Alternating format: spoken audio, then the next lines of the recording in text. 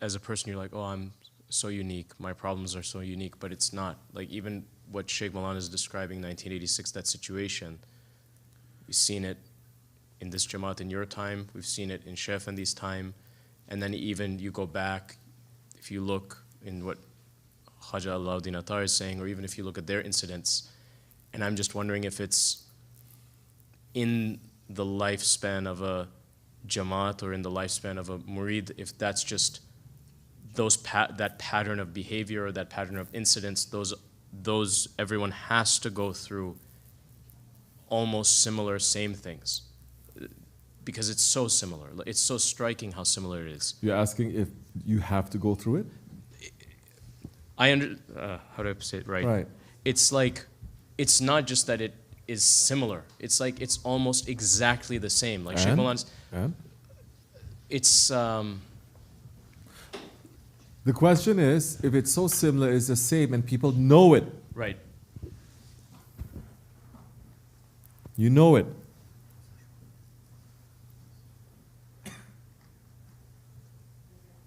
How you can be tricked.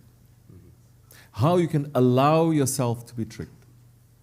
Not only those things that happened during a Grand Sheikh's time, it happened during the time of the prophets.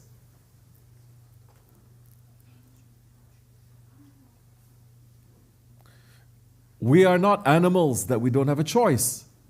We are not angels that we don't have a choice. We are Hazrat-i Insan that we've been given the choice. We have the irada. And we're warned, nothing is new, nothing is surprising. They talked about this road 1,000 times. They talked about every single stone on this road. Every single curve, everything is explained over and over and over again.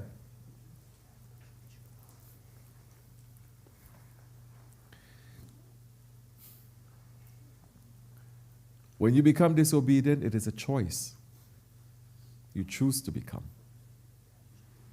Especially for the nation of the Prophet ﷺ. It's not suddenly it happened and suddenly you're tricked. It happens. So many warnings given. So many small punishments, so many signs, so many words.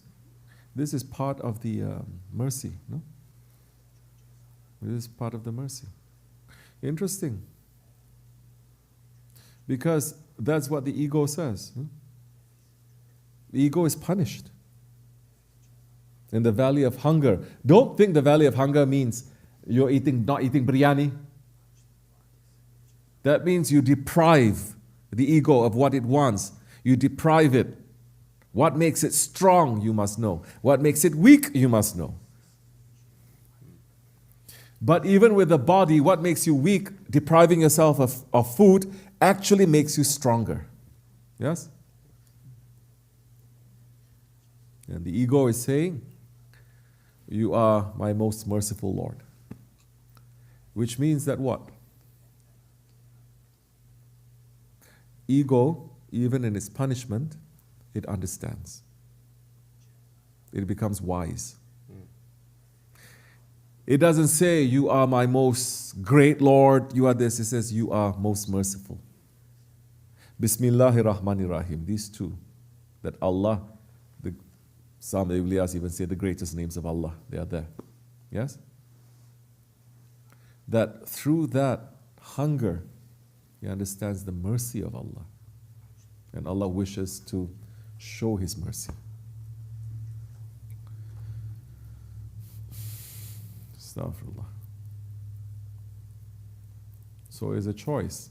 You choose not to. Especially us in this Akhir Zaman.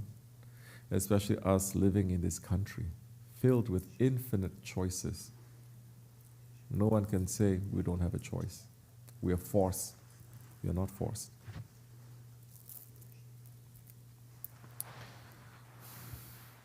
So when you choose to be blind, when you choose to disobey,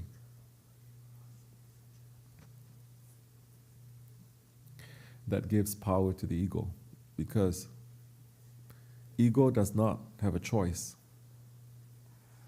ego behaves the way it behaves, no?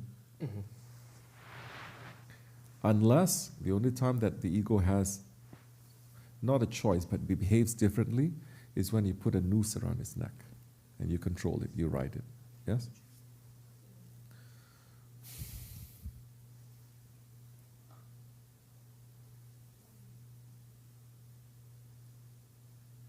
And in reality, this is what a servant is. It has a master.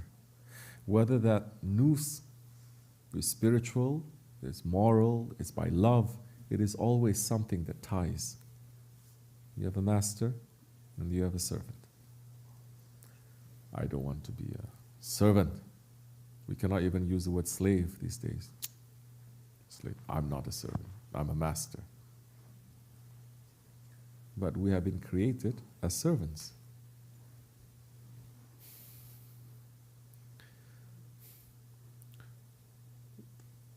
So when we rebel and we say we don't want to be controlled, then we become worse than the ego, definitely.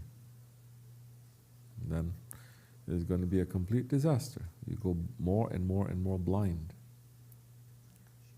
The ego is blind until you put something on it to make it look, or to put blinkers or something.